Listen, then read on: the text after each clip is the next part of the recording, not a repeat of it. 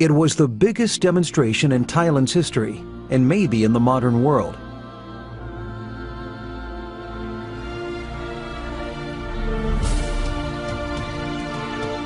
On November 24, 2013, over 1 million Thai people took to Ratchadamnern Avenue and other streets in Bangkok.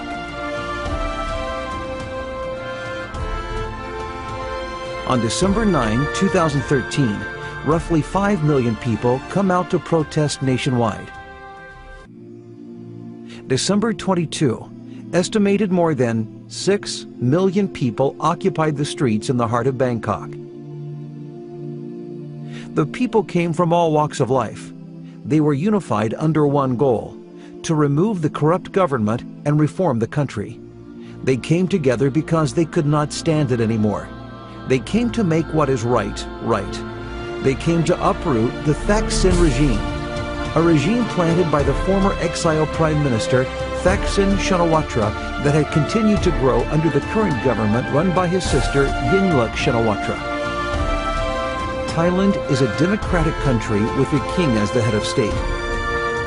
The governmental system is similar to that of Britain.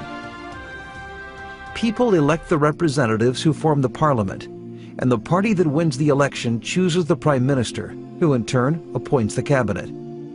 It's been a democracy for 80 years. Despite being marked occasionally by bad politicians and coups d'etats, never before that Thailand has been divided and as corrupt as it has been during the 12-year period under Thaksin's regime. Some people think that in a democracy, if the government came from elections, it is a legitimate government. And this is what Yingluck Shinawatra, the current Thai Prime Minister, keeps telling everyone. This way of thinking looks at things on the surface and ignores the core substance of democracy, especially in emerging countries where most people are low income and less educated. As an American writer puts, the fact that voting takes place within a country is not necessarily enough for it to be considered democratic by international standards.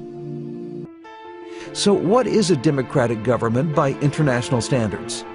The scholars define that a democratic government should have at least 3 core features. 1. Free and fair elections that are open to all citizens. This is an area in which many emerging countries seem to fall short. In Thailand, the voters in upcountry areas are honest, low income, and less educated. They become victims and targets of both direct and indirect vote buying.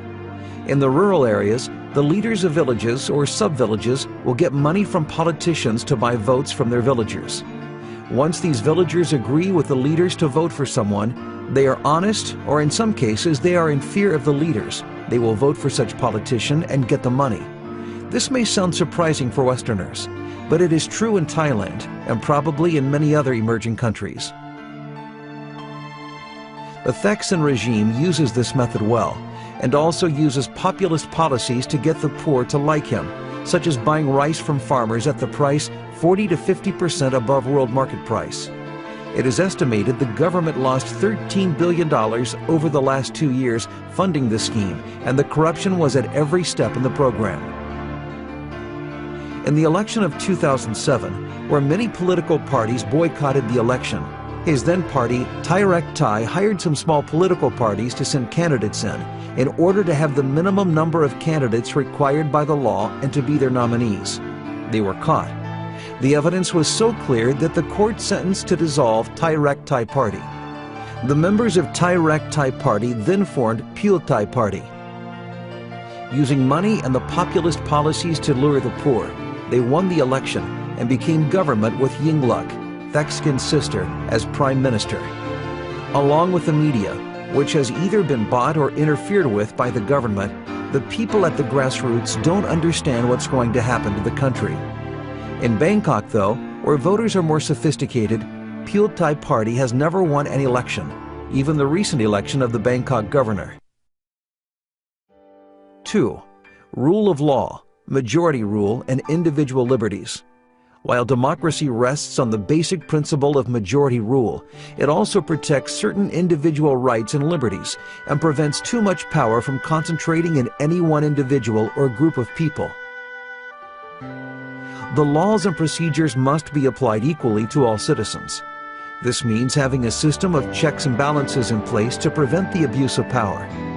Majority rule is necessarily limited to protect the rights of minorities. The Bill of Rights assumes this role in the United States. In Thailand, under the Thaksin regime, Thaksin appoints his relatives and close allies to be heads of many powerful organizations, including the army and the police. With the money that Thaksin regime steals from the country and the power they have, the police and the district attorney are easily on their side. The result is a police state and unjust legal procedures in which citizens are not treated equally by law enforcement. When the Pheu Thai party won the election through undemocratic methods, they owned the parliament. And as the winning party, they also became the government. There is no check and balance here. They believe they can do anything they want. They make laws for the benefit of their own group. This is what we call democratic dictatorship. They amended the Telecom Act to increase the limit of foreign shareholding in Thai telecom companies from 25% to 49%. 2 days later, Thaksin sold his 48% share of the Shin Corporation, a public telecom company, to a Singaporean company for $2.5 billion, and he evaded the tax. The parliament passed an amnesty bill that allowed Thaksin, who had been a fugitive leaving abroad, to come home clean and clear of any charges, including the corruption charges, of which many are still pending. During the voting to pass this bill, Pheu Thai representatives cheated on the vote. They used the ID cards of the representatives who were absent to also vote to make sure the bill passed. The vote was held at 4 a.m. in the morning, when few people were paying attention.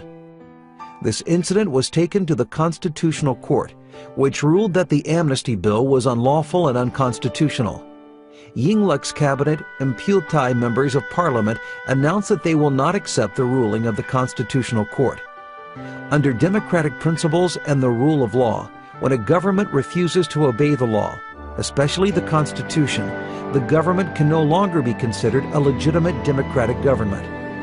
These are just samples of the dictatorial behaviors of the current government, and they have done it to the degree that millions of Thai people are willing to take the risk of the tear gas and their lives to protest on the streets. If you still think that a government that comes to office through an election is a legitimate democratic government, then you don't know what a true democratic government is. 3. Protection of fundamental human rights. These include the right to free speech, freedom of religion, and equal protection under the law. A democracy also includes the right of all citizens to organize and participate fully in the political, economic, and cultural life of society. People have the right to demonstrate in a peaceful manner or act in non-violent civil resistance or civil disobedience. This is what the Thai people are doing right now. They have brought flowers to the police and government workers as a symbol to ask them to resist the government and turn to the people's side. But Yingluck's government uses tear gas, rubber bullets. There have even been cases of real bullets being used in order to prevent the protesters from occupying government buildings. At the recent incident of Ram Kum Hang University, the government did not respond at all, while their supporters, the red shirts, who are always violent, clashed into the student protesters. The result was 4 deaths, of which at least 3 were students, and who knows how many injuries.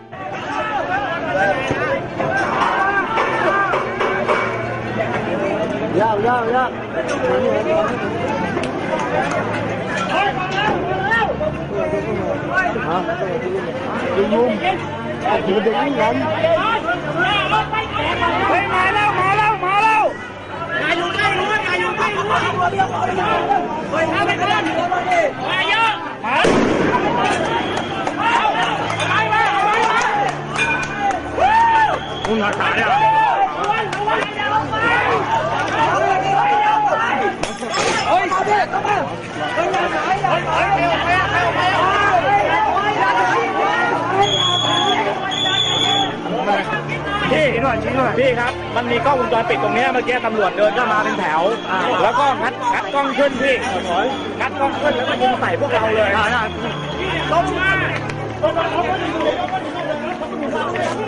วางลงบนนะแม่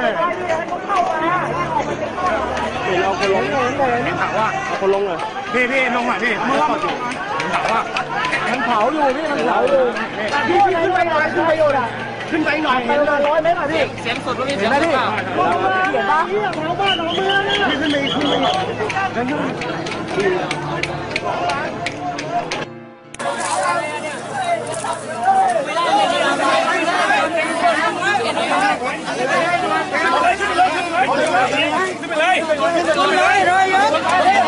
ไปเลยเติมไว้อย่าล้างข้างล้างน้องน้ำล้างแค่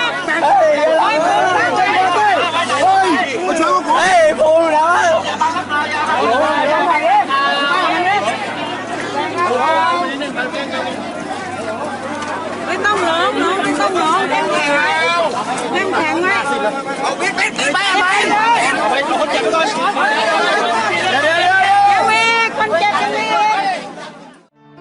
During Thaksin's administration in 2003, he has ordered heavy-handed policies for the war on drugs, resulted in the extrajudicial killing of 2,800 people within 3 months, including innocent children. In the 2004 Tokbai incident, 78 Thai Muslim civilians who were detained and transported after a protest against Thaksin's policy died from suffocation after being handcuffed and stacked on top of each other for over 3 hours. And 32 Thai Muslims were killed in Krassau incident. The Thaksin regime and Yingluck's government are nothing but a democratic dictatorship who live off a corrupt system, corrupt policies that reach deep and wide into Thai culture. They are the only group of people who gets richer and richer, while the people are suffering and the country is collapsing. A recent poll shows that the young Thai generation feels that corruption is okay if that they also get benefits from it. This truth hurts Thailand's dignity and the Thai people. It is time for this to end. Thailand needs to reset and reform. Democratic dictatorship occurs around the world, in the Philippines, Indonesia, many years ago, in Central America countries, in European countries, and in the Middle East uprising recently. We hope that through the social media and internet era, all of us can learn from the loss of other countries and decide to do something for your own country and prevent this to happen to your people. Democracy may be the best choice available, but it also allows dictatorship and tyrants to parasite. At the time we produce this video, we don't know how Thailand will turn out, how peaceful protest can overthrow the shameless government. We fully support the bravery Thai people who come out to fight for their freedom and protect their beloved king. Thailand needs a reform, not just another election.